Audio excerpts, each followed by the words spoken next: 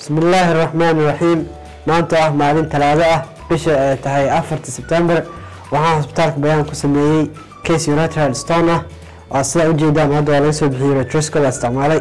waan laga soo bixiyay anesthesia oo isticmaalay spinal anesthesia qaliinka waqtiga qaatan waxay ilaa 15 daqiiqo markii ilaahay mahadiisa maanta bishan oo ah bisha September urologiga gooni oo ah bishan hadda aad joogno waxay calaamad u tahay urology awareness ama ma arkino wacyigelinta urology cudurrada urology bishan markaana ka faa'iideysan waxa umad masaakiinta ugu naxariisan inaan ma arkino ugu daaqno qaliimo aan qiimo dhimis iyo kuwa lacag la'aan ah oo u sameeyay umad masaakiinta markii ilaahay mahadiisa iska leh